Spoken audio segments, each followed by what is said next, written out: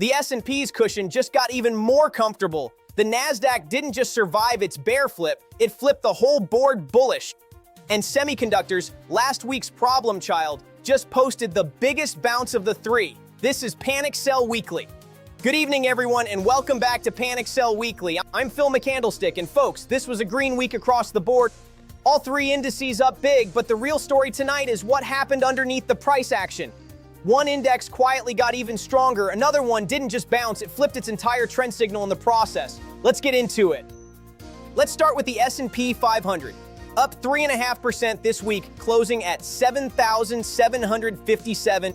And remember last week we told you the point of control cushion had widened out to $170 after being just $32 the week before that? Well, it kept widening. That cushion is now sitting at $245. The bull flip from 16 bars back is now aging to 17. Strong trend and all M as aligned are both still fully bull confirmed, same as last week. Two things worth flagging. RSI ticked up to 67.5. That's meaningfully more overbought than the just above 60 reading we had last week. So the froth is building a little. And bottom catch ready, which had already climbed out of its qualifying zone last week at a K value of 72.8, has now climbed even further away from it to 77.4. That setup is not coming back into play anytime soon. Now here's your headline of the night.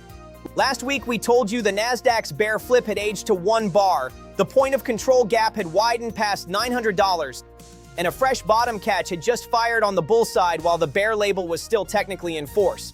This week that tension resolved completely. The index ripped 5.2% and the bear flip is gone. This bar printed a brand new bull flip. Trend state is flipped from downtrend to uptrend in a single week. And it didn't happen alone. All MA aligned has joined strong trend in full bull confirmation. Last week only strong trend was carrying that weight.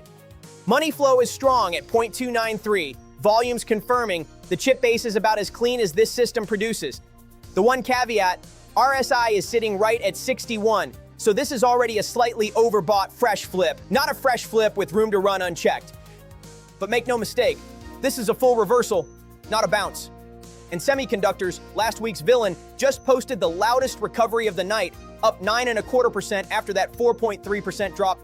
But here's the thing, the confirmation board underneath this bounce is almost silent. Score reads a weak 0 out of 4 on the bull side.